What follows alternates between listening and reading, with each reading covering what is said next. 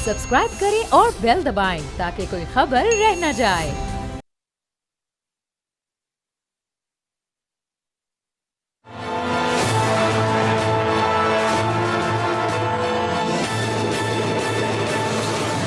अस्सलाम वालेकुम, मैं हूं बाब जहांगीर। आप देख रहे हैं प्रोग्राम तज्जिया। और आम लोग अक्सर ये सवाल करते हैं कि महंगाई को मौत आखिर क्यों नहीं आती। महंगाई को मौत भला कैसे आ सकती है जब हुकूमत आए रोज़ महंगाई को तवानाई के टीके लगाती चली जा रही है और आवाम की बुनियादी अशियाए ज़रूरत के निर्खों में मुसलसल हर गुजरते दिन के साथ इजाफा करती जा रही है। यहाँ मौत अगर मजबूरी या ज़रूरी बन चुकी है तो वो सिर्फ आवाम के लिए है। हुक्मरान शायद चाहते हैं कि आवाम जो हर ऐसे मौके पर चीखते चिल्लाते हैं अब इस कदर हलकान और बेजान हो जाएं कि उनके हलक से आवाज़ ही ना निकल सके। एक ज़माना था जब पाकिस्तान ने मुआशी, इक़्तिसादी और ज़रई तौर पर बहुत तरक्की की थी। पाकिस्तान ऊपर जा रहा था, कीमतों में भी इस्तेहकाम था और लोगों में भी इत्मीनान था। लेकिन आज मुल्क की मईशत के जो हालात हैं वो नाकाबिले बयान हैं, वो बिल्कुल बदल चुके हैं। हर शोबा इस वक्त तबाहाली का शिकार है, हर तबका इस वक्त परेशान है।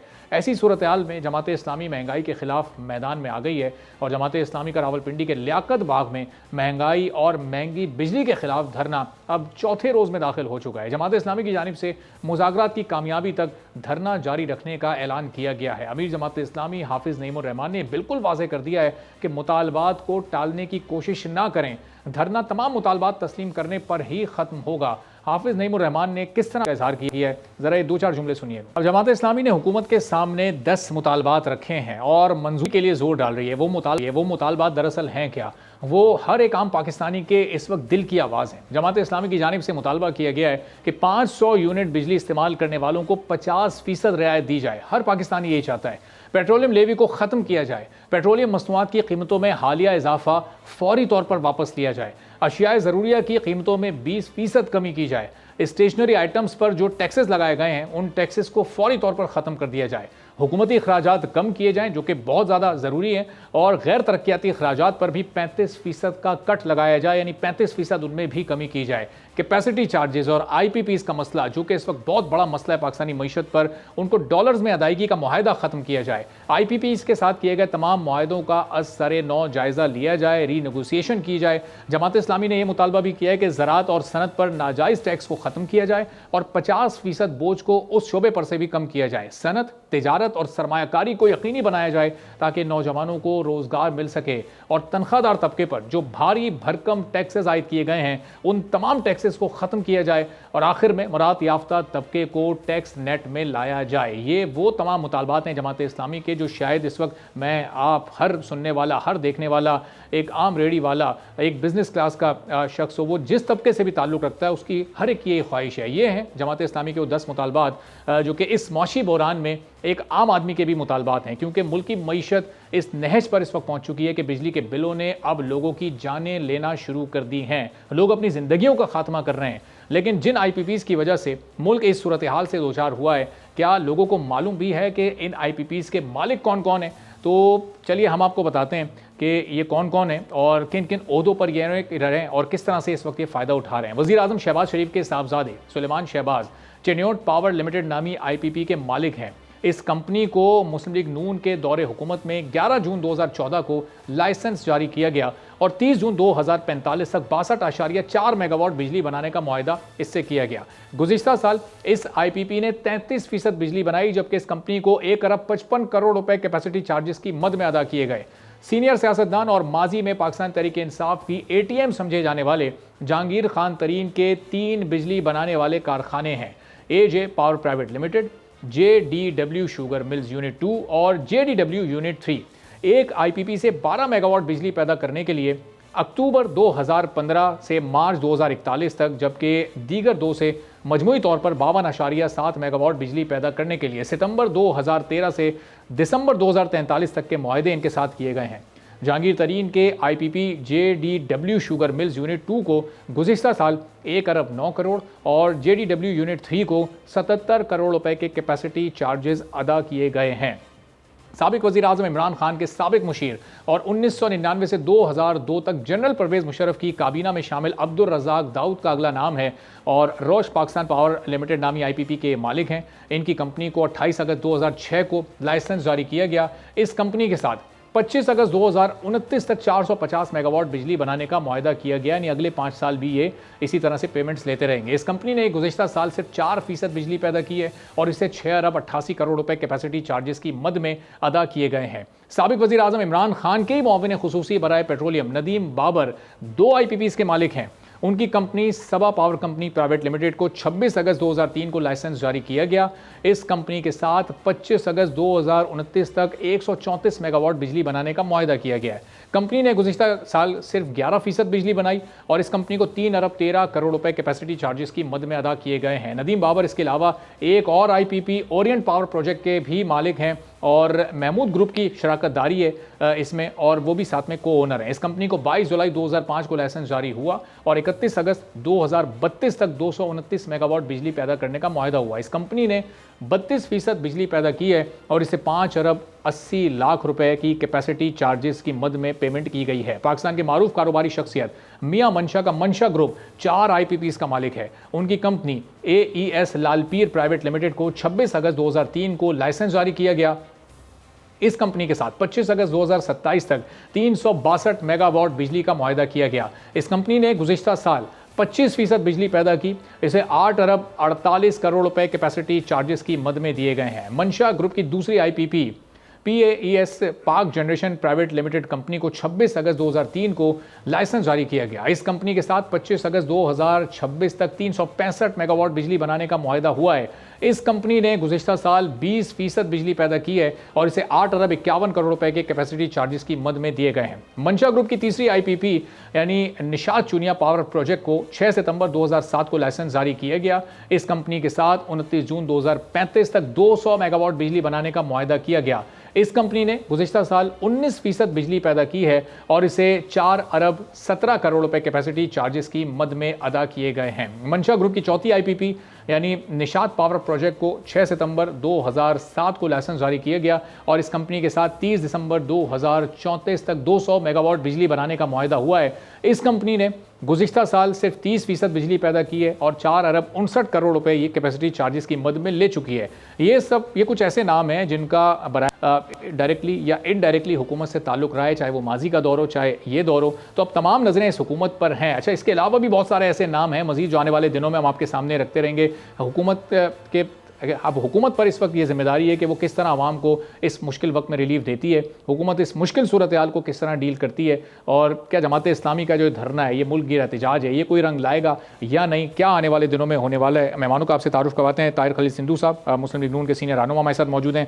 तैमूर मलिक साहब पाकिस्तान तहरीक इंसाफ के सीनियर रहनुमा हैं, हमारे साथ मौजूद हैं। अमीरुल अजीम साहब जमात इस्लामी के नायब अमीर हैं, हमें ज्वाइन कर चुके हैं। तीनों मौजूद मेहमानों का बहुत शुक्रिया। अमीरुल अजीम साहब, 10 मुज़ाकरात आप लोग सामने रख चुके हैं। अब मुज़ाकरात 10 मुतालबात आपके जब सामने आए तो अभी मुज़ाकरात किस फेज़ में दाखिल हुए हैं? हुकूमत संजीदा है आपके मुतालबात को लेकर? कोई बातचीत हुई है जो मीटिंग्स अब तक हुई हैं?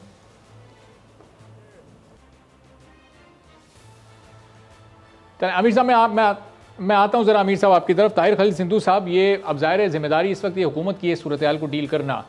ऐसे नाम भी सामने आ रहे हैं जो कि खुद बराह रास्त शरीफ फैमिली का पार्ट भी हैं। कुछ ऐसे नाम भी सामने आए जो कि माजी में PTI की हुकूमत में रह चुके हैं, IPPs के मालकान हैं ये लोग। अगर कुछ और नाम हो तो आप भी ज़रा शेयर कीजिएगा, आपके इल्म में हो। और जो लोग हैं ये लोकल जो इन्वेस्टर्स हैं, इनके साथ क्यों हुकूमत डील नहीं कर पा रही है अभी तक? बहुत शुक्रिया। सबसे पहले तो मैं समझता हूँ कि जमात इस्लामी का जो एहतजाज है, ये किसी सूरत भी ऐसे एहतजाज नहीं है कि कोई मखसूस नशिस्तों वाला या कुछ और मांगने वाला। ये एक आम आदमी की आवाज़ है। मैं मुस्लिम लीग नून में 1996 से हूँ और हमेशा, लेकिन इसके बावजूद lot of respect for Jamaat Islami, और बड़ा मुनज़्ज़म तरीके से बात करते हैं। कोई किसी प्रॉपर्टी को नुकसान नहीं देते, कोई गमला तक नहीं तोड़ते, लेकिन अपनी बात जरूर करते हैं। और ये कॉमन मैन की आवाज़ है बेसिकली, क्योंकि बिल्कुल आपकी बात दुरुस्त है कि जिस किस्म के फाइनेंशियल टर्म्स हैं या हालात हैं, उनकी वजह से एक आम आदमी जो उसका जिस्म और रूह का रिश्ता बरकरार रखना बहुत मुश्किल हो चुका है। दूसरे नंबर पे जो इनके मुतालबात हैं उसके बारे में टेक्निकल कमेटी, चूंकि मैं ज़ाती तौर पे भी, मैं तो लीगल आदमी हूँ, लॉयर हूँ और साथ में सियासत में हूँ वट एवर 2002 से, लेकिन इसके बावजूद मैं समझता हूँ कि कल जो तारड़ साहब और दूसरे अफराद गए थे, इनका मुतालबा था कि फाइनेंस जो अपना बापडा का मिनिस्टर्स है और उनका सेक्रेटरी, वो चाइना में थे, फिर खिला गए हैं। मैं खुद भी पाकिस्तान में मौजूद नहीं हूँ, मैं आया हूँ किसी अपने ज़ाती काम से। लेकिन ये है कि इनकी जो बात है वो मानी जाएगी और जो टेक्निकल कमेटी है वो बैठ के इनको साथ लूप पे लेके फैसले करेगी, क्योंकि ये अपनी बात नहीं कर रहे, अपनी ज़ात की बात नहीं कर रहे, ये अवाम की बात कर रहे हैं, कॉमन मैन की बात कर रहे हैं, और ये हर एक की आवाज़ है। ये इनका ना कोई पॉलिटिकल एजेंडा है, ना कोई ऐसी बात है। मैं इस हवाले से मतलब मैं शायद उन लोगों में से हूँ जिसका फैब्रिक ये है कि जो सच्ची बात है उसको कर देना चाहिए। और इसी मैं मीरुल अजीम साहब को ज़ाती तौर पे जानता हूँ।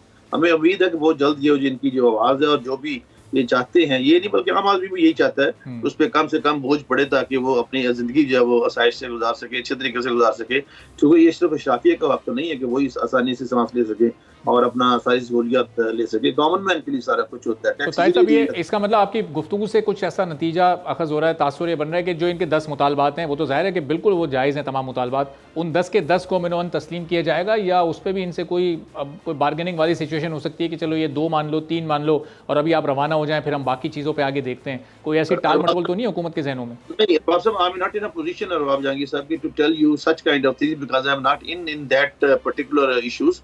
मेरा चूंकि ये फील्ड नहीं है, लेकिन आपका हुक्म था, मैं आ गया हूँ। लेकिन मेरा जो अपना है कि जो भी इनके मुतालबात है, जो भी उसमें से टेक्निकली, और आपने जिस तरह फरमाया टेक्निकल कमेटी बैठ जाएगी आज या कल, मेरा ख्याल ये कल बैठ जाएगी। और डेफिनेट इनकी बात जो मैं दोबारा फिर दोहराने लगा हूँ कि ये कॉमन मैन की बात करते हैं, इनका कोई पॉलिटिकल एजेंडा नहीं है, तो इसलिए इनकी बात के साथ इत्तेफाक करना पड़ेगा। और जो भी है, जो मुझे नहीं पता कि कौन कौन से माने जा सकते हैं, मैंने आपका कन्फेशन किया है जी, क्योंकि मैं टेक्निकल आदमी नहीं हूँ, ना मुझे इन बातों का पता है। लेकिन ये जरूर पता है कि मतलब ये जो आम आदमी है वो बेचारा बेकसूर है और उसकी कॉमन मैन की। तो अमीर साहब, अब ये बताइएगा कि ये धरना आप लोगों का चौथे रोज़ में दाखिल हो चुका है, मुज़ाकरात की कोई 2-3 दौर हो चुके हैं, अभी तक कहाँ पर पहुँचे हैं? कितने मुतालबात हुकूमत मानने को तैयार है? आपको तो अपने 10 के 10 मनवाने हैं, अगर नहीं माने हुकूमत ने 10 तो फिर क्या होगा? आगे की तरफ पेशरफ करेंगे आप लोग? देखिए, अभी तक हमारा कल एक ही गुफ्तगू हुई है हुकूमत की टीम के साथ, और उन्होंने हमारे मुतालबात से तो मुकम्मल इत्तफाक किया कि ये अवामी मुतालबात है, बल्कि उनमें से कुछ लोगों ने तो कहा हम खुद भी इससे मुतासर हो रहे हैं। अच्छा। लेकिन साथ वो अपनी एक लेम एक्सक्यूज़ भी बयान कर रहे हैं कि हमारे पास अब फिस्कल स्पेस नहीं है, हम पैसा कहाँ से लेकर आएँ, और ये पुराने 25-30 सालों से जो है ना वो चीज़ें बिखरती चली जा रही हैं, बिगड़ती चली जा रही हैं। अब जाहिर है कि उन 25-30 सालों में ख़ुद दोनों पार्टियां जो इस वक्त इक़्तिदार के अंदर मौजूद हैं ये मुक़्तदर रही हैं। उन्होंने फिर एक आखिरी बात ये की कि हम एक कमेटी बनाते हैं और कोई रास्ता तलाश करने की कोशिश करते हैं।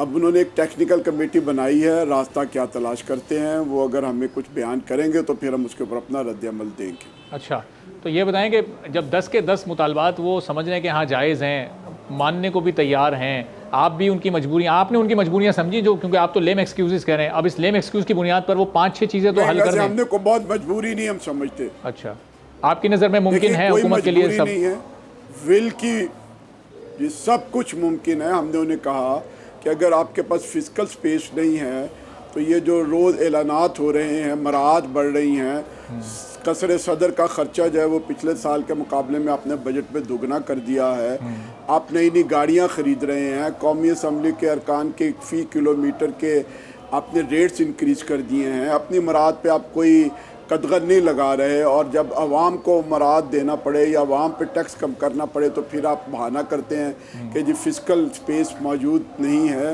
आप अगर आवाम की म्यार ज़िंदगी को ऊपर नहीं कर सकते तो कम से कम अपना म्यार ज़िंदगी नीचे ले आइए। हमें पता लगे कि इन्होंने सदारती महल और वज़ीर आज़म महल और ये सारी चीज़ें जो है ना वो ख़त्म कर दी और आम लोगों की तरह रहना सहना शुरू कर दिया, तो चलिए कुछ सुख का सांस आए। लेकिन तो अमीर साहब, इस पर हुकूमती कमेटी का जवाब क्या था? जिस आप लोगों ने डिमांड उनके सामने रखी है ना कि जरा जितने भी हुकूमती ऑफिशियल्स हैं अगर बड़ी से छोटी गाड़ियों पर कोई जवाब नहीं था सवाए, देखिए उनके पास कोई जवाब नहीं था। इसका क्या जवाब हो सकता है? मानते हैं लेकिन ये है कि वो बयान नहीं कर पा रहे। ठीक है, और इसका मतलब फिर वो कुछ करने के भी पोजीशन में नहीं है, शायद करने का मूड नहीं है, नियत नहीं है, इंटेंशन नहीं है। तो अगर हुकूमत की तरफ से कोई मुस्बत जवाब नहीं आएगा तो आप लोगों की स्ट्रेटजी फिर आगे क्या होगी? देखिए, हमारी स्ट्रेटजी ये होगी कि हम अपनी तहरीक को फैलाएंगे। जनाब अमीर जमात इस्लामी ने ये ऐलान कर दिया है कि हम इस धरने को इस्लामाबाद और पेशावर और लाहौर और कराची में ले जाएंगे, और इंशाअल्लाह इसके बाद फिर हम आवाम के साथ मशवरा करेंगे और फिर कोई अवामी जद्दोजहद सड़कों पे कराएंगे। अच्छा, और यहाँ से अभी आगे आज या कल में कोई अगले 12, 14, 15 घंटे में कोई पेशरफ्त होनी है आप लोगों की अभी लियाकत बाग? देखिए, हम ज़ाहिर है कि फसाद करने नहीं आए। हम मुज़ाकरात अगर हुकूमत खुश दिली के साथ करेगी तो एक मौका देंगे, और फिर उसके बाद फिर जो भी सूरत होगी वो आवाम के मशवरे के साथ आगे बढ़ेंगे। पहले तीनों मेहमान हमारे साथ मौजूद हैं, एक छोटा सा ब्रेक लेते हैं। ब्रेक के बाद जब वापस आते हैं तो गुफ्तगू के सिलसिले को यहीं से शुरू करेंगे।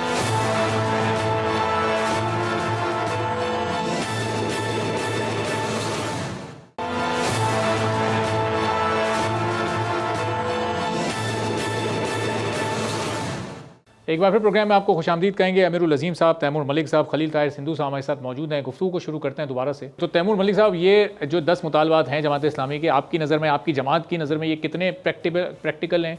इसमें से किस किस पर हुकूमत बड़ी आसानी के साथ अमल कर लेगी? और क्या लग रहा है आपको कि फिर अब हुकूमत को इस मुज़ाकरात के सिलसिले को आगे कैसे बढ़ाना होगा? ये धरना अब ये इसको डिफ्यूज़ कैसे करना पड़ेगा? सिचुएशन ज़ाहिर है ये लोग पहुँच तो गए ये कराची से और पूरे मुल्क से इस्लामाबाद तक। जी देखें, जमात इस्लामी के बारे में ये बात तो कहनी पड़ेगी कि ये हमेशा से मोबिलाइज़ कर सकते हैं अपने वर्कर्स को और इकट्ठा कर सकते हैं। ये हमने पूरे पाकिस्तान में पहले भी देखा है। इलेक्टोरल सक्सेस में उसको कन्वर्ट अक्सर नहीं कर पाते, लेकिन स्ट्रीट पावर इनकी डेफिनेटली है। और बहुत हद तक कई चीज़ों के ऊपर मैं ये कहूँगा कि वो पाकिस्तान के अवाम के तर्जुमानी भी करते हैं इन इश्यूज़ के ऊपर। सो अब वो वहाँ बैठे हुए हैं। देखें, हुकूमत हमारी जिनके साथ नेगोशिएट नहीं करना होता, वो अगेन कोई भी हुकूमत हो, उन फोर्सेस के साथ हम नेगोशिएट करने बैठ जाते हैं। तो यहाँ तो एक आपकी पुरानी एक बड़ी सियासी जमात है जिन्होंने एक ख़ास तौर पे हमने कराची में देखा कि उन्होंने किस किस्म की अब सियासत में तब्दीली भी लेके आए हैं। तो बिल्कुल उनके साथ बात करनी चाहिए और हुकूमत को उसके ऊपर तवज्जो देनी चाहिए और आगे देख के चलना चाहिए। हम तो ख़ुद ये कह रहे हैं कि जी ये सिंधु साहब काबिल एहतराम हैं और ये ज़ाहिर है सेनेटर हैं, लेकिन ये बाकी जो है ये फॉर्म 47 की हुकूमत है और इलेक्शन पिटीशन जो हैं उनके ऊपर तो मामला चल नहीं रहा है। यही बात जमात इस्लामी ने भी पहले की। इन्होंने जो इस तरह के मुतालबात हैं, मामलात हैं, उनके ऊपर बिल्कुल बात करनी भी चाहिए, होनी भी चाहिए। बात तो सबके साथ होनी चाहिए। अब पाकिस्तान तहरीक इंसाफ तो बाकायदा पार्टी के तौर पर सुप्रीम कोर्ट के फैसले के बाद पार्लियामान का हिस्सा है, नेशनल असेंबली और प्रोविंशियल असेंबलीज में मौजूद है। पार्लियामान के अंदर भी अब कमेटीज फाल फाइनली हो गई हैं, वहाँ पे भी बात हो रही है। चलिए, तमाम सियासी जमातों की भी जमात इस्लामी के इस धरने को एक हिमायत हासिल है, ये बड़ी अच्छी बात है। लेकिन अब हुकूमत तो इस वक्त, अमीरुल अजीम साहब, टाइम गेन करेगी। मुज़ाकरात का एक दौर कल हुआ, अब आज होता है, नहीं होता, कल परसों, फिर ये जिस तरह दिन गुजरते जाएंगे तो जो लोग इंटैक्ट आपने किए हुए हैं ये फिर ये कब तक बैठ सकेंगे? हमने देखा 2014 में एक धरना, एक कोई 115, 116 दिन, 114, 126 दिन तक वो धरना चलता रहा, लेकिन नताइज तो उनको नहीं हासिल हुए। बिल आखिर उन्हें उठकर वापस ही जाना पड़ा एक सानिये के नतीजे में। आप लोग कितने दिन की तैयारी करके आए? हम तो जनाब बग़ैर तैयारी के आए हैं और हमारी तैयारी क्या होती है? एक चादर हो वही हमारी जायनमाज बन जाती है, वही दस्तरखान बन जाती है, वही हम ओढ़ लेते हैं। हम दरवेश लोग हैं, हम उन तैयारियों वाले लोग नहीं हैं। अच्छा, तो अमीरुल अजीम से ये बताइएगा कि ज़ाहिर है जब इतना हज़ारों की तादाद में जब कहीं लोग जमा होते हैं तो वो अच्छा खासा वहाँ पर फिर खर्चा वर्चा भी होता है। तो ये फाइनेंशियल पॉइंट ऑफ व्यू से ये खर्चा वगैरह कौन फिर पूरा कर रहा है इस वक्त इस धरने का? देखिए, वो आप अपने लोगों को भेजें। हम परसों से ये शुरू कर चुके हुए हैं कि जलसे के अख्ताम पर हम ऐलान करते हैं कि हक़ दो तहरीक के लिए फ़ंड कायम कर दिया गया है, अपने एहतियात दीजिए। तो पहले ही दिन मौके के ऊपर झोलियाँ फैलाई गई, चादरें डाली गई, तो हमारे पास वो तकरीबन 1.5 करोड़ रुपया इकट्ठा हुआ। कल फिर हमने किया। पूरे मुल्क में अब हम ये कैंपेन कर रहे हैं। जहाँ जहाँ हमारे खैरख्वाह लोग हैं, जमात के कारकुन हैं, इंशाल्लाह वो फ़ंड देंगे। अच्छा, तो अमीर साहब, ये लोग चंदा आपको दे रहे हैं, अपने एहतियात दे रहे हैं, ये इन लोगों ने वोट क्यों नहीं दिया इलेक्शन में आपको? नहीं, इन लोगों ने वोट भी दिया है। अच्छा, मसला जो है वो एक वोट की अक्सरियत का नहीं है। जो हमारा कारकुन है, हमें एक बड़े पैमाने पे वोट मिले हैं, पूरे मुल्क में मिले हैं। और अलबत्ता ये है कि जब आप अल-खिदमत फाउंडेशन के हवाले से जायज़ा लें कि वहाँ हमें और ज़्यादा पैसा मिलता है। वो बहुत ऐसे लोग होते हैं कि जो अल-खिदमत में हमारे साथ ताउन करते हैं, वोट में वो हमारे ज़ाहिर है कि ताउन उस तरह से नहीं कर पाते, इसलिए कि वो समझते हैं कि नोट जो है उसकी अहमियत जानते हैं। नोट तो वो हमें देते हैं, वोट की भी अहमियत नहीं जानते। अब वो जान चुके हैं। मुझे ये यकीन है कि अवाम का शऊर जो है वो वोट के बारे में भी बढ़ता जाएगा और वो भी जमात इस्लामी को देंगे। सही। और ये जितने भी लोग अभी आपके साथ हैं, ज़ाहिर है आप इनसे बोलेंगे कि जी डी चौक चलना है तो ये चल पड़ेंगे। तो ये ऐलान इनके लिए ये कब किया जाएगा? अभी कब तक आप इंतज़ार करेंगे हुकूमत के किसी मुस्बत जवाब का? और फिर वहाँ एक रेजिस्टेंस वाली सूरत हाल भी हो सकती है। जब वो करेंगे तो वो उस ऐलान से पहले आपको बुलाएंगे, प्रेस कॉन्फ्रेंस करेंगे, बाकायदा उसका इजहार करेंगे। कोई रात की तारीकी में खामोशी से शब खून नहीं मारेंगे। अच्छा, और अगर वहाँ से रोका जाएगा ऑफिशियली आप लोगों को हुकूमती सतह पर, तो ज़ाहिर है आप लोग क्लैश तो नहीं करने आए, फिर रुक जाएंगे, फिर वहीं बैठ जाएंगे जहाँ पर रुकावटें होंगी? यकीनन ऐसे ही होगा। हम कोई लॉ एंड ऑर्डर की सिचुएशन नहीं क्रिएट करना चाहते, लेकिन अज़्म मुसम्मम के साथ, मतलब हम अगर किसी एक जगह रोकेंगे तो पूरे मुल्क में फैलाएंगे। सही हो गया, ठीक है। मैं बार बार ये कर रहा हूँ कि फिर धरने जो है वो लाहौर, इस्लामाबाद और कराची और पेशावर और उसके बाद आगे चलते चले जाएंगे। ठीक है, मतलब अल्टीमेटली ये सारी तहरीक सिविल नाफरमानी की तरफ भी जा सकती है। लोग कहें कि हमने बिजली के बिल नहीं देने, अगर आवाम इसके अंदर आ गई और हमारे पीछे चल पड़ी तो हम एक पैसिव रेजिस्टेंस के साथ इसको आगे बढ़ाएंगे। ठीक है। तो खलील ताहिर संधू साहब, ये नोट पब्लिक जमात इस्लामी को दे रही है, लेकिन वोट आपको, पीटीआई को, पीपल्स पार्टी को, एमक्यूएम को, ये वोट की तकसीम इन जमातों में हो रही है। ये क्या सोच हो सकती है लोगों के जहनों में ऐसी? नहीं, ऐसी कोई बात नहीं। बड़ा फिर एहतराम के साथ अमीरुल अजीम साहब से एक लाइटर नोट पे है कि हबीब जालब जब अपना मोची दरवाजा में नज़में पढ़ते थे, बड़ी इनकलाबी शायरी करते थे, तो 76 लाख 70 लाख इतने लोग साथ इससे भी ज्यादा सारे हजार इकट्ठे हो जाते थे। लेकिन जब उन्होंने इलेक्शन लड़ा तो उनके 1600 वोट थे। तो ये कोई बात नहीं, ये कोई क्राइटेरिया नहीं है कि जमात का या दूसरी थे। हाँ, जमात इस्लामी की जो पॉलिसीज हैं या जो इनका तरीका कार है, शूरा है, ये वो अट्रैक्ट जरूर करता है जी सबको, और ये पूरे कार्यक्रम को एक पूरा लीडर बना के पेश करते हैं। दूसरे नंबर पे जो सिविल नाफरमानी की बात कर रहे थे अमीरुल अजीम साहब, मेरे लिए मोहतरम है, मैं उनसे गुजारिश करता हूँ कि ये डेफिनेट मसला हल हो जाएगा। टेक्निकल कमेटी बैठ चुकी है, अपने मसाइल हल कर रहे हैं, और जो आपने कुछ मुतालबात जो आपने किए उनमें से शायद कुछ तस्लीम भी, जो जिस तरह मैंने आपसे अभी गुजारिश की है कि जो आप कह रहे थे कि अपने खुफिया काम करें, ये करें, और तो ये ऑलरेडी होता है और भी मजीद होगा। और डेफिनेट चूंकि आपका कोई पॉलिटिकल एजेंडा नहीं है, आपके साथ बैठा भी जा सकता है, आपसे बात भी की जा सकती है, पर आप पुरअमन लोग हैं। और मैं आपको यकीन दिलाता हूँ कि इंशाअल्लाह अल्लाह ताला की फजल से ये मसाइल आपके बहुत ज़्यादा से ज़्यादा मसाइल जो है वो हल हो जाएंगी, क्योंकि आपने बड़ी मौसर आवाज़ जो है वो उठाई। ठीक है। तो अमीरुल अजीम साहब, ये एक सिविल नाफरमानी की जो आपने बात की, ये सिर्फ अलामती तौर पर ये बात आप कर रहे हैं, और अलामती ही ये कोई अमल होगा? जिस तरह 2014 में भी हमने एक मंजर देखा था, कंटेनर के ऊपर वो लाइटर से बिजली के बिल को आग लगाई गई थी, लेकिन फिर वो, हाँ जी अमीरुल अजीम साहब, तो ये इसी तरह का कोई अमल हाफिज साहब भी करने जा रहे हैं? नहीं, देखिए, ये एक असूली बात मैंने की है कि माशरों के अंदर और कौमों के अंदर जब हालात इतने बेकाबू हो जाएं कि आगाज़ में महंगाई का जिन बेकाबू होकर ख़त गुर्बत से नीचे वाले लोगों को डबोता है, फिर मिडल क्लास जो है वो फंस जाती है, वो डूब जाती है, फिर इंडस्ट्री डूबती है, आपके कारखाने बंद हो जाते हैं, बेरोज़गारी फैलती है, और पानी जो है वो पुलों के ऊपर से जब गुजरना शुरू हो जाता है, तो ये हालात पैदा होते हैं। ये कोई जमात नहीं करेगी, ये फिर अवाम करेंगे। वरना फरमानी तो मासिस की सतह पर होती है।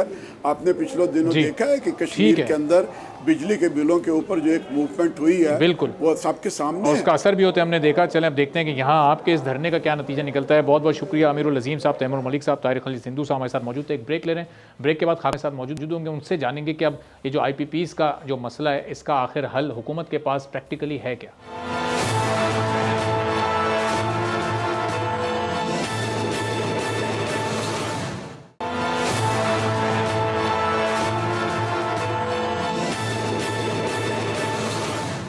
एक बार फिर प्रोग्राम में आपको खुशामदीद कहेंगे। और हुकूमत के लिए इस वक्त सबसे बड़ा मसला यह है कि मईशत को अगर दुरुस्त करना है तो IPP के मसले को एक ही बार मुकम्मल तौर पर हल करना है। और अब मुश्किल आ क्यों रही है? चूँकि जो बड़े बड़े नाम अभी पिछले सेगमेंट में हमने आपके सामने रखे भी प्रोग्राम के, कि ऐसे लोग जो कि इस वक्त भी किसी ना किसी तौर पर डायरेक्टली या इनडायरेक्टली हुकूमत का पार्ट है, और माजी में भी ऐसे कई लोग जो कि IPPs के मालिक हैं, जिनको ये फ़ायदा मिलता रहा है, तो माजी में भी वो हुकूमतों में रहें और अपने अपने IPPs के मुआहदे कई साल बाद तक के उन्होंने करवाए हुए हैं। तो जब तक ये इशू सॉर्ट आउट नहीं होगा, कैसे हम मामलात को आगे की तरफ ले जा सकेंगे, ये कैसे मुमकिन हो सकेगा? खाकान नजीब साहब हमारे माशियात हमारे साथ मौजूद हैं। बहुत शुक्रिया खाकान साहब, प्रोग्राम के लिए आपने वक्त निकाला। ये IPPs क्या होते हैं, कैसे काम करते हैं, क्या जो मुश्किलात थी हुकूमत की, जो IPP जो इसका मईशत पर बोझ पड़ रहा था, इस पर तो हम पहले बहुत बात कर चुके हैं। हम ये चाह रहे हैं कि अब आप ये बताएं कि इसका सोल्यूशन क्या है। ये जो बड़े बड़े नाम अब इसमें सामने आ रहे हैं जो कि लोकल इन्वेस्टर्स हैं IPPs के, इनसे कैसे बात कर सकती है हुकूमत? का कोई रीनेगोशिएशन इनके साथ हो सकती है? बिस्मिल्लाहिर्रहमानिर्रहीम। देखिए, पहले तो समझ लेते हैं कि पाकिस्तान का पावर सेक्टर का जो प्रोडक्शन है उसका खाका क्या है। अगर 100% को मैं जब ब्रेक करता हूं तो 52% जो है वो चाहे न्यूक्लियर हो, हाइडल हो, जेनकोज हो, वो सारा किसके पास है? हुकूमत पाकिस्तान यानी कि स्टेट के पास है। अब रह गए 48%। 48% में 3 पावर पॉलिसी जो हैं वो इस वक्त काम कर रही हैं। नंबर 1 94, नंबर 2 2002 और नंबर 3 2015। 94 और 2002 की पॉलिसी के तहत जो IPPs लगे थे, जो 48 में से इस वक्त मेरा ख्याल है तकरीबन 25% हैं, वो सारे निकाल देने चाहिए सिस्टम में। अभी भी उनका 80 अरब रुपए का बोझ है। ये अनफेयर है। ये हमने कुछ 2020 में रिव्यू करके और कुछ इनका जो इंटरेस्ट पाकिस्तान में है उसको फिक्स किया इस तरह से कि हमने जो डॉलर इंडेक्सेशन थी ये 60 रुपए पे ओरिजिनली आए थे, फिर 148 रुपए पे फिक्स कर दी। तो पहला एक्शन ये लेना चाहिए IPPs पे। नंबर 2 एक्शन जो है वो है 23 की फीसद IPPs जिसमें चाइनीज़ भी हैं, बाकी भी हैं, ये सारे, इनकी डेट रीप्रोफाइलिंग भी होनी चाहिए। इनका एक फोरेंसिक ऑडिट होना चाहिए। फोरेंसिक ऑडिट से क्या मतलब है? फोरेंसिक ऑडिट से सादा मतलब ये है कि अगर एक कोल पावर प्लांट पाकिस्तान में लगा, मैं कुछ मतलब अब इंसिनुएट नहीं करना चाहता, पर अगर उसकी एक प्राइस पाकिस्तान में ऑफर हुई और उसी वक्त वो कोल पावर प्लांट मुल्क से बाहर कहीं लगा और उसकी एक और प्राइस ऑफर हुई और वो काफ़ी कदरे कम है हमारी प्राइस से, सो हमें देख लेना चाहिए कि ऐसा क्यों हुआ। तो एक रिटर्न ऑन इक्विटी पे उस पर गुफ्तगू हो सकती है। पहली डेट रीप्रोफाइलिंग, ये भी एग्जैक्ट चाइना का डेट है। मैं एग्जैक्ट नंबर आपको दे देता हूँ, ये नंबर भी गलत फ्लोट हो रहे हैं। अच्छा। 9 अरब डॉलर का कमर्शियल डेट है जो रीप्रोफाइल होना है। जो 10 साल की मियाद है इसको 15, 20, 25 पे ले जाएंगे। लाइफ ऑफ अ प्रोजेक्ट 25 साल है, तो आपका जो $2 बिलियन के करीब पेबल है हर माह, हर साल, वो कुछ कम हो जाएगा। सो ये एक रिलीफ आ सकती है। सो ये 2 चीज़ें तो बिल्कुल आया हैं। लोकल IPPs मैंने पहले जिक्र किया, जितने हैं उनके कॉन्ट्रैक्ट 94 2002 के ख़त्म कर दें, बाकियों की रीप्रोफाइलिंग करा लें। और खाकान साहब, चूंकि फाइनेंस मिनिस्टर या एनर्जी मिनिस्टर जब भी आकर बात करें तो एक तासुर ये जन्म ले रहा है कि जी IPPs के साथ तो रीनेगोशिएशन हो ही नहीं सकती है। तो ये जो फॉरेन IPPs हैं उनके साथ नहीं हो सकती ना, या उनके साथ मुश्किल हो सकती है? लोकल वालों को तो ये डील कर सकते हैं अपने तौर पर। नहीं, फ़ॉरेन के साथ भी हो सकती है। मैं पिछले 1.5 साल से ये गुफ्तगू कर रहा हूँ कि, और ये अब हर सूरत में पाकिस्तान की डेट रीप्रोफाइलिंग जो है वो होनी है। इसका क्या मतलब है? इसका मतलब ये है कि जो फॉरेन डेट पेएबल है इन IPPs का, जो चाइनीज़ हैं, 9 अरब डॉलर का कमर्शियल, इसको टेन्योर बढ़ाना पड़ेगा। सो निगोशिएशन उनके साथ भी करनी पड़ेगी, ऐसा नहीं है। जो लोकल हैं 94 2002 के, उनको तो ख़त्म कर देना चाहिए। जो रिन्यूअल हुए हैं उनको भी ख़त्म कर देना चाहिए। उसका बोझ भी 80 अरब का जो है वो निकालना चाहिए। सो ये सारे काम होने चाहिए। फिर जो फॉरेन के साथ फर्दर काम होने वाला है, 4 कोल के पावर प्लांट्स हैं पाकिस्तान में। एक पोर्ट कासिम पे तो हमें खुद करना है। जो बाकी 3 CPEC के अंडर पावर प्लांट्स हैं उनका 24 रुपए का फ्यूल कॉस्ट है। हर चीज़ को बहुत जाकर तहकीक के साथ पहले तो खुद समझ लीजिए ना कि हो क्या रहा है। एक ड्रास्टिक स्टेटमेंट से बात बनेगी नहीं। उनको जो 3 हैं वो चाइनीज़ से बात करनी पड़ेगी कि कोल की शिफ्टिंग कैसे होनी है, उसमें ख़र्चा आएगा, वो ख़र्चा कैसे टेकअप करना है। अगर ये सब कुछ नहीं होता तो इसके और भी तरीके हैं। अरबाब, आप नई फाइनेंसिंग अरेंज कर सकते हैं। नई फाइनेंसिंग करके जो पुरानी फाइनेंसिंग है उसको पे कर दें और लॉन्गर टेन्योर की फाइनेंसिंग अरेंज कर लें। प्रॉब्लम एनर्जी का, अरबाब, नाउ ये हैविंग सेड दैट, एक चीज़, 2 चीज़ें इंपॉर्टेंट हैं। 1, IPPs का मसला is a small part of the overall cost equation, number 1। Number 2 ये है एनर्जी का मसला एक गवर्नेंस का इशू है अरबाब। ये कोई टेक्निकल इशू, ये तो बड़ी आसान मैनिफेस्टेशंस हैं। कोई भी समझदार एनर्जी पॉलिसी मेकर या इकोनॉमिस्ट आपको सब समझा देगा, बट उसको डिज़ाइन करके उसको इम्प्लीमेंट करना, आज तक जनरल मुशर्रफ 100 अरब का सर्कुलर डेट छोड़ के गए थे, PPP 500 अरब का, PMLN 1100 अरब का, PTI 2100-2200 का, आज 2400-2500 का। सो एक तो एक्सेप्ट कर लीजिए कि ये एक गवर्नेंस इशू है, ये एक एफिशिएंसी का इशू है, ये एक तंजीम नौ मांगता है। पाकिस्तान की स्टेट का फुटप्रिंट, स्टेट ये डिज़ाइन करती है कि कौन सा पावर प्लांट चलेगा, क्या पावर की कीमत होगी, क्या सब्सिडी दी जाएगी, डिस्कोज, सारी डिस्ट्रीब्यूशन, सारी व्हीलिंग, सब कुछ तो यार स्टेट के पास है। बिल्कुल सही। आपने कंपेटिटिव मार्केट ही नहीं बनने दी। तो अगेन खाका साहब, प्रॉब्लम क्या है? जिन रिफॉर्म्स की आप बात करें, प्रॉब्लम्स की भी आप निशानदेही जरूर कीजिएगा। ये जिन रिफॉर्म्स की आप बात कर रहे हैं, अगर इनको अडॉप्ट किया जाता है तो ये कितनी लॉन्ग टर्म होंगी, इससे कॉस्ट ऑफ इलेक्ट्रिसिटी कितनी कम हो जाएगी और कितने टेन्योर में कम हो जाएगी? तो ज़बरदस्त आपने सवाल किया। एक तो यह कि इमीडिएट एक मसला है, एक डिस्कम्फर्ट है सारे सेक्टर्स में, सेक्टर मीनिंग मैन्युफैक्चरिंग, एग्रीकल्चर और अरबाब के घर पे भी एक डिस्कम्फर्ट है। इसको हल करने का तरीका 6 माह का इज़ द फॉलोइंग। एक तो ये कि पहले जाके ज़रा बिलिंग को चेक कीजिए। मुझे शक है कि जिसके 190 का बिल आना था वो शायद 202 यूनिट पे चला गया, वहाँ पे प्रॉब्लम है। ये नेपरा का काम है, उसको करना चाहिए, आज तक कर चुके होना चाहिए था। नंबर 2, इस वक्त जो टैक्सेशन है वो 18% से 25% है आपके बिलों पर, इसको मौखर कर दीजिए। मौखर से मेरा मतलब है कि 5 माह की टैक्सेशन को डिले कर दीजिए। करंट में कहीं 40-50 अरब बचाएंगे तो यहाँ आपको एक रूम क्रिएट हो जाएगा। शॉर्ट टर्म एफिशिएंसी तीसरी ये है कि 3 रुपये 28 पैसे आ रहा है आज भी एक डेट पेमेंट, जो हमने एक डेट पार्क किया हुआ है, सर्कुलर डेट, 3 रुपये 28 पैसे उसके आपके बिल से लेते हैं, उसको भी स्टेट 3-4 माह के लिए मौखर कर ले। ये मैं इसलिए कह रहा हूँ कि ये मसला 3-4 माह के लिए मौखर करके, पर then go to the real solutions. Number 1 ये तो हो गया short term solution, and I am very very clear कि यही करना चाहिए। नंबर 2, फिर मुझे देख लीजिएगा कि इनमें से कौन सी चीज़ होती है। Move on to date reprofiling much quicker than we are moving on. Committees वगैरह सब ठीक हैं, अपनी सर्जिकल टीम लाइए जो फाइनेंशियल, इकोनॉमी, एनर्जी को समझती हो। टेक्निकल लेवल पर वो ये डील करना शुरू करे कि हर पावर प्लांट में जाके देखना पड़ेगा कि क्या करना है। Every plant is different, every tenure जो डेट का है वो is different, equity is different, तो उसको जाकर देखिए। सो ये तो सप्लाई साइड हो गई। अब टैरिफ का रिफॉर्म कीजिए फौरी तौर पर। मतलब ये है कि आप बिजली ज़्यादा बेचेंगे, उतनी 1 लाख की बजाय 1.5 लाख बिजली बेचेंगे, यूनिट्स की बात कर रहा हूँ, तो जो फिक्स्ड कॉस्ट है 2100 अरब की या 18 रुपये 60 पैसे की, वो ज़्यादा यूनिट्स पर डिवाइड होगी। अगर होगी तो क्या होगा, आपकी पर यूनिट कॉस्ट ड्रॉप कर जाएगी। टैरिफ का रिफॉर्म चाहिए। अभी भी अरबाब को बिल आता है, उसमें जैसे जैसे अरबाब ज़्यादा कंज्यूम करता है उसी तरह से बिल बढ़ता है, तो Arbab is being very careful and not consuming enough. So जहाँ पे मार्जिनल कॉस्ट पे बिजली दे सकते हैं इंडस्ट्री को दीजिए, ताकि आपकी जो टैरिफ रिफॉर्म है वो सामने आई। ये पुराने ज़माने का टैरिफ है, जब बिजली कम होती थी, हम शॉर्ट सप्लाई में होते थे, हम रोकते थे। सो ये एक बात हो गई, ये बड़ी क्लियर है आपने जो करनी है।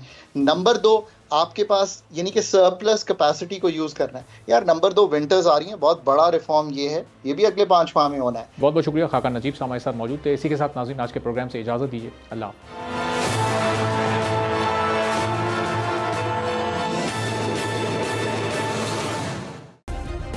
सब्सक्राइब करें और बेल दबाएं ताकि कोई खबर रह न जाए।